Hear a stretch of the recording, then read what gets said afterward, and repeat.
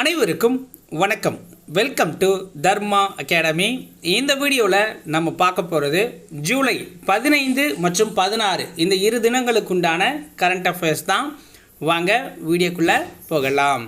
அதுக்கு முன்னாடி நம்ம தர்மா அகாடமியில் டிஎன்பிஎஸ்சி குரூப் 2A எக்ஸாமுக்கு உண்டான டெஸ்ட் பேட்ச் ஸ்டார்ட் பண்ணியிருக்கோம். 18ஆம் தேதி அட்மிஷன்ஸ் க்ளோஸ் ஆகுது. நீங்கள் ஜாயின் பண்ணணும் அப்படின்னு விருப்பப்பட்டீங்கன்னா டிஸ்கிரிப்ஷனில் என்னுடைய வாட்ஸ்அப் நம்பர் கொடுத்துருக்கேன். அந்த நம்பருக்கு காண்டாக்ட் பண்ணுங்கள். டீட்டெயில்ஸ் கேட்டு வாங்கிக்கிட்டு உங்களுக்கு பிடிச்சிருந்தா நீங்கள் ஜாயின் பண்ணிக்கலாம். ஓகேவா?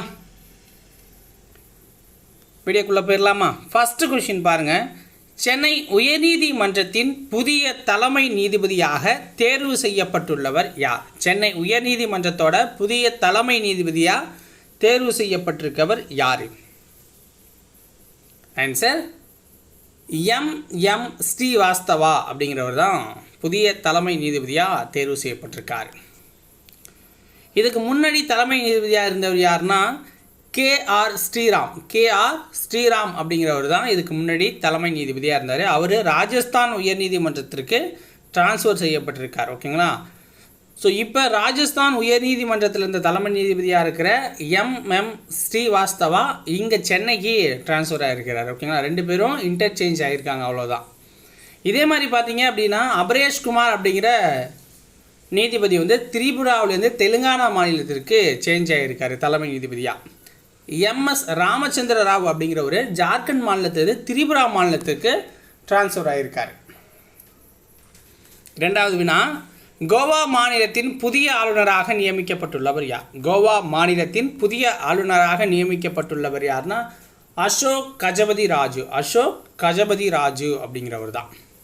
அசோக் கஜபதி ராஜு. ஹரியானா ஆளுநர் யாருன்னா அசீம் குமார் கோஷ். இவரையும் புதுசாக தான் போட்டிருக்காங்க.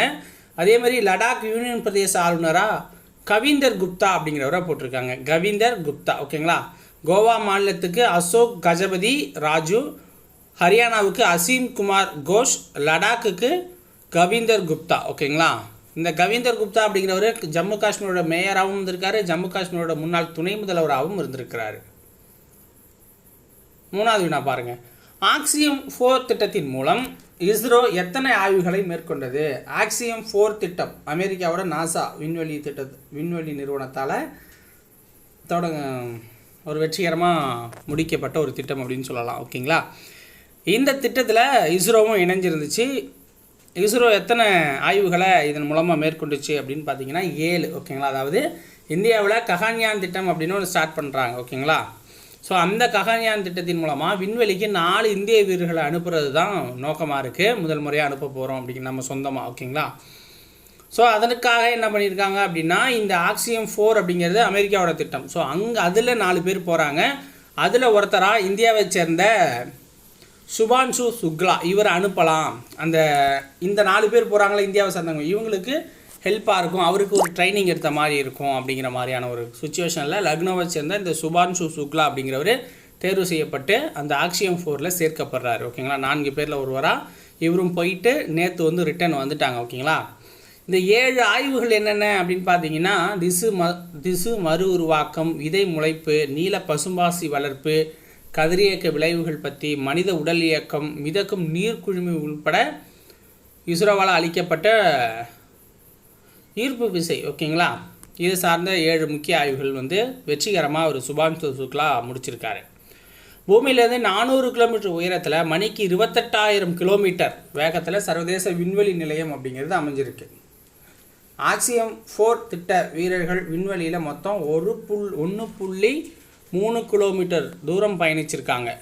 பூமியை 310க்கும் மேற்பட்ட முறை சுற்றி வந்திருக்காங்க.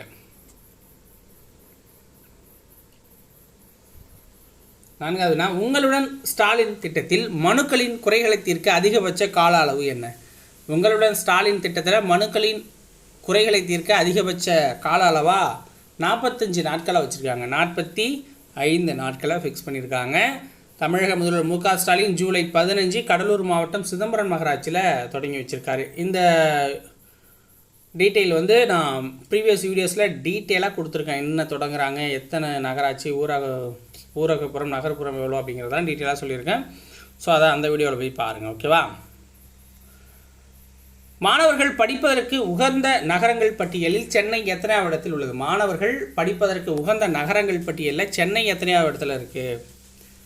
128வது இடத்துல சென்னை இருக்குது. இந்த பட்டியலில் சென்னை 12 இடங்கள் முன்னேறி வந்து அந்த 128க்கு வந்திருக்கு. பிரிட்டன் தலைநகரம் லண்டனில் இருக்கிற உலகளாவிய உயர்கல்வி பகுப்பாய்வு நிறுவனமான குவாக்காரெல்லி சிமெண்ட்ஸ் அப்படிங்கிறவங்க தான் இந்த பட்டியலை வெளியிட்டிருக்காங்க. தென்கொரிய தலைநகர் சிகோட் தான் முதலிடத்தில் இருக்குது. இதுக்கு முன்னாடி வரைக்கும் பார்த்தீங்க அப்படின்னா லண்டன் தான் ஃபஸ்ட் பிளேஸில் இருந்துச்சு. இப்போ அதை பீட் பண்ணிட்டு சிகோட் வந்து முதலிடம் வந்திருக்கு. மும்பை 98வது இடத்துலையும், டெல்லி 104வது இடத்துலையும், பெங்களூரு 108வது இடத்துலையும் இருக்குது.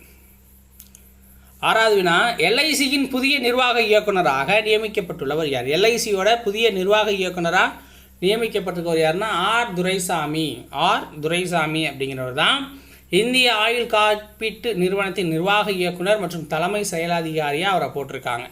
இதற்கான அறிவிப்பை மத்திய நிதியமைச்சகத்தின் கீழ் செயல்படும் நிதி சேவைகள் துறை தான் வெளியிட்டிருக்கு. இவருடைய பதவி காலம் அப்படின்னா 3 ஆண்டுகள். ஓகேங்களா? ஆகஸ்ட் 28 2028 ஆகஸ்ட் 28 வரைக்கும் இவர் இருப்பார். ஸோ அவருக்கு ஷியூராக அப்போ தான் 62 ஆகுது. ஸோ ரிட்டையர் ஆகிடுவார். ஓகேங்களா? 7வது கொஸ்டின் பாருங்கள். விம்பிள்டன் மகளிர் இரட்டையர் பிரிவில் சாம்பியன் பட்டம் வென்றவர்கள் யார்? விம்பிள்டன் மகளிர் இரட்டையர் பிரிவில் சாம்பியன் ஆனது யார்? ஸோ ஒற்றையர் பிரிவு ஆண்களில் யானிக் சின்னர். ஓகேங்களா? அதுவே மகளிருக்கு இப்போ போனீங்கன்னா இகா சுவியாடெக் அப்படிங்கிறவங்க ஜெயிச்சிருப்பாங்க. இப்போ மகளிர் இரட்டையர் பிரிவில் பார்த்தீங்க அப்படின்னா வெரோனிகா குதர்மிடோவா. ஓகேங்களா? குதர்மிடோவா எல்லிஸ் மர்டன்ஸ் அப்படிங்கிறவங்க இந்த இணை வந்து பட்டம் அடிச்சிருக்கு. ஸோ இதோட இந்த வீடியோ பதிவு முடியுது. உங்களுக்கு வீடியோ பிடிச்சிருந்தா ஒரு லைக்காக போட்டுவிட்டு சேனலை சப்ஸ்கிரைப் பண்ணிக்கோங்க.